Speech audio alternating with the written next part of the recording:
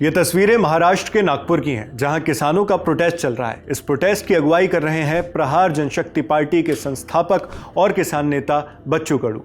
इस बड़े स्तर के विरोध प्रदर्शन के चलते सड़क पर जाम की स्थिति बन गई। आंदोलन के एजेंडा का हिस्सा भी यही था। हाईवे में जाम लगा तो इसका असर नागपुर के साथ साथ पड़ोसी जिले वर्धा में भी पड़ा।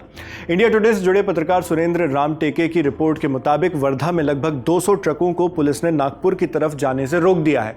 अब ट्रक ड्राइवर्स वहां मांग कर रहे हैं कि स्पॉट पर खाने पानी का भी बंदोबस्त किया जाना चाहिए ताकि उन्हें भूखा प्यासा न खड़ा रहना पड़े।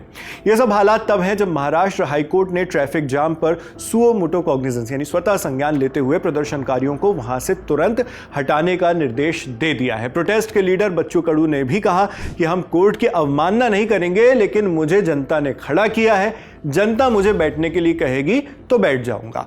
बच्चू कडू और उनके समर्थक वहां क्यों प्रदर्शन कर रहे हैं, किसानों की मांगे क्या क्या हैं, उन पर बात करेंगे। पर पहले 29 अक्टूबर को जो हुआ उसकी टाइमलाइन पर नजर डालते हैं। इंडिया टुडे से जुड़े पत्रकार धनंजय साबले की रिपोर्ट के मुताबिक बीती रात ही बच्चू कडू और उनके सपोर्टर्स का प्रदर्शन नागपुर वर्धा रोड पर शुरू हो गया था। वहां पर जामठा फ्लाईओवर है जहां प्रदर्शन किया जा रहा है।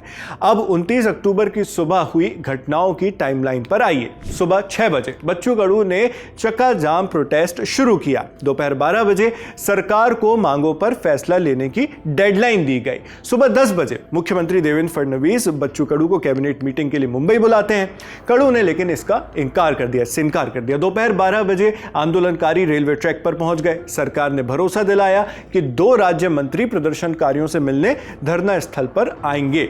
दोपहर 12:15 बजे सरकार की ओर से भरोसा दिलाए जाने के बाद रेल रोको का प्लान रोक दिया जाता है। दोपहर 1 बजे पर आइए कई जगहों से सड़कों पर रोका गया ट्रैफिक भी खोल देते हैं प्रदर्शनकारी। इसके बाद दोपहर 2:30 बजे तक ज्यादातर रास्तों पर ट्रैफिक मूवमेंट फिर से शुरू हो जाता है। शाम के 4 बजे तक राज्य मंत्रियों के आने की उम्मीद की जाती रही, उनका इंतजार किया जाता रहा, लेकिन मंत्री नहीं आए। शाम 4 बजे से 4:30 के बीच हाईकोर्ट की नागपुर बेंच ने स्वतः संज्ञान लिया इस प्रदर्शन पर और पुलिस को शाम 6 बजे के पहले तक सारा ट्रैफिक खोल देने का आदेश दे दिया। शाम के 5:50 पर पुलिस ने यह कोर्ट ऑर्डर बच्चू कडू को ले जाकर धरना स्थल पर सौंपा। शाम के 6 बजे तक रास्ता साफ करने की कोर्ट की डेडलाइन आ गई।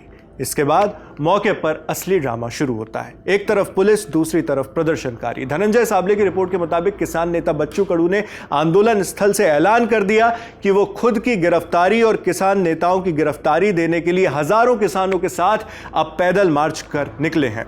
लगभग 1 किलोमीटर के लगभग किसानों का जत्था उनके साथ है। मौके पर सरकार के खिलाफ जमकर नारेबाजी की जा रही है। इस बीच पुलिस ने भी वहां तगड़ा बंदोबस्त लगा लिया है। बच्चू का कहना है कि सरकार हमारा आंदोलन दबाना चाहती है। हमारे साथ बातचीत करने के लिए 2 राज्य मंत्रियों को भेजने से पहले ही अदालत को सामने करके उन्होंने कोर्ट ऑर्डर पर पुलिस को हमें यहां से हटाने की बात कही है। लेकिन अब हम चुप बैठने वाले नहीं हैं। हम अभी पूरे राज्य में जेल भरो आंदोलन करेंगे। अब हम हमारी गिरफ्तारी देने के लिए निकल चुके हैं। न्यायालय के आदेश का पालन कर रहे हैं, अभी जेल भरो कर रहे हैं। अगली भूमिका क्या रहेगी? अगली भूमिका बहुत ताकत से लड़ेंगे, बहुत ताकत से। क्या ये पूरा महाराष्ट्र में आज कल जेल भरो होगा? हंगामा करेंगे पूरे महाराष्ट्र में। जो मंत्री आने वाले थे वो नहीं आए, वो प्लानिंग था, बहुत अच्छा प्लानिंग था।